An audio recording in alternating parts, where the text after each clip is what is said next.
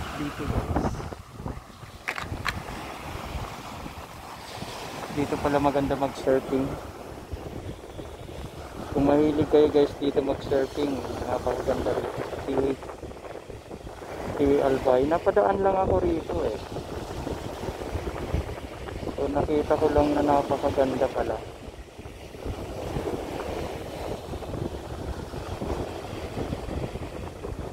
Ayan mga bossing, ang ganda mag rides.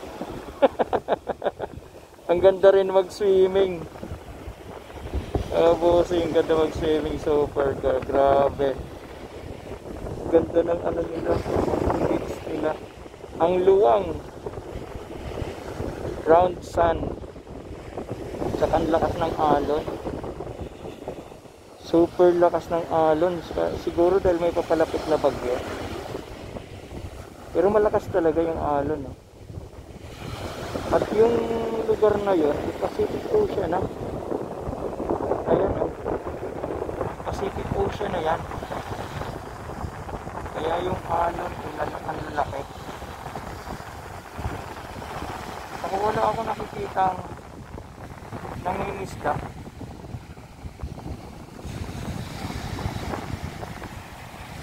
Grabe, ano? First time ko makarating dito sa lugar na to. Grabe. First time ko makarating dito sa lugar na to. Super ganda. Wow. Nakaka-relax.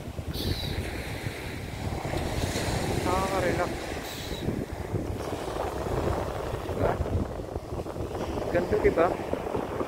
Lakas ng hangin.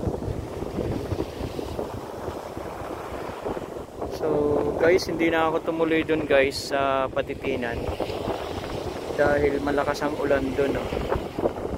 Makikita mo naman dito lakas ng ulan, so dito na lang ako nag-station sa Tiwi. I think this is Puruan Tiwi.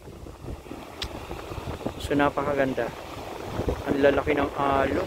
Gusto kong alon pag maliligo.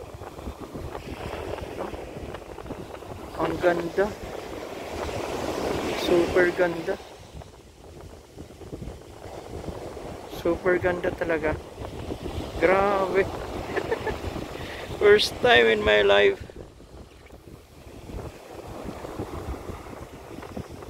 Diba, na makarating dito sa lugar na to. At mayroon dun parang ano, gusto kong puntahan yun. So hanapan natin ang safe na garahe, siguro yung si Bunso, para puntahan natin yan. Yun yata yung sinasabi nila na ano, na isla sa gitna.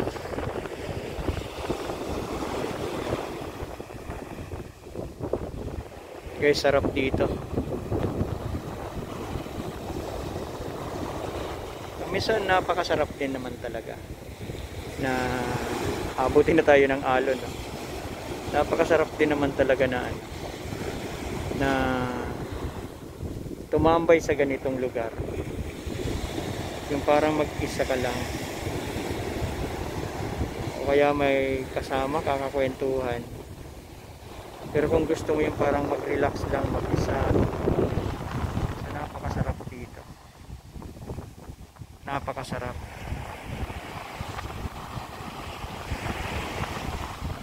Napakaganda. Mainit siya pero parang hindi mo mahalata yung init. Ayan. So napakaganda. So yun guys ay Camarines Sur na. Camarines Norte yung kabila. Ayan. And then yung Catanduanes, ayun. And then yung Pacific Ocean, ayun. So yan ang kalawakan na yan, na walang bundok. Pacific Ocean na yan. Imagine, natapatan mo yung Pacific Ocean and this is the seashore. Isipin mo, no, ng World War I saka World War II, na dumaong dito yung mga gusto mag-invade sa Pilipinas or yung mga Amerikano, Hapon. Di ba? Isipin mo yun, di ba?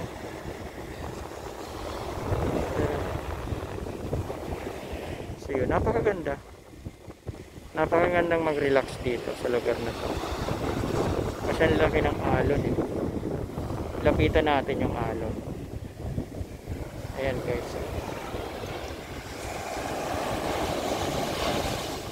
lakas ng alon guys, lakas niya, diba? Napakaganda. So gamit natin si Bunso yung ating Honda XRM 125. So narating natin tong lugar na to, isa sa mga napakagandang lugar dito sa Bicol region. So which is, I think, hindi ko alam kung beach to eh, pinapaliguan ng mga local residents o dinadayo ng mga tao kasi walang gate eh, open lang siya, or walang naliligo dyan dahil siguro ang lalim, parang malalim tingnan eh. Parang malalim siya tingnan guys. Ayan, mga bossing, nakatapat ka sa Pacific Ocean kaya ang lalim niyan. I think yun naman yung Albay na yung I think malilipot. Ayun, tanaw din dito yung Rapu-Rapu. Layo na rin pala natin.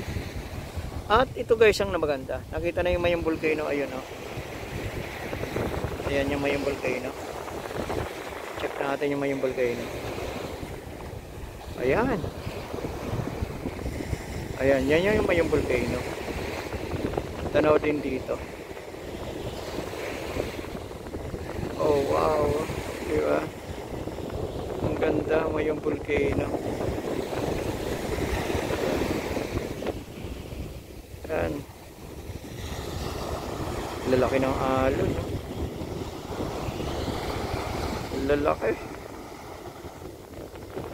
kakainggan yung maligo.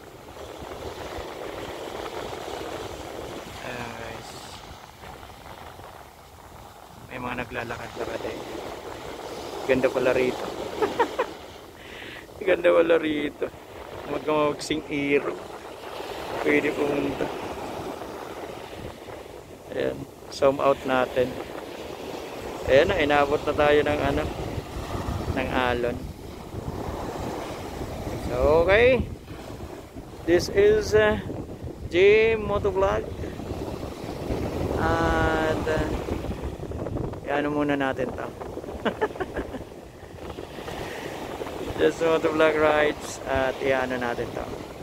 Kasi say out muna ako at pupunta tayo dun sa lugar na yon. Ayun, pupunta tayo doon, titingnan natin siya. Idudugtong na lang natin dito sa video na to. Part 2. Okay, peace.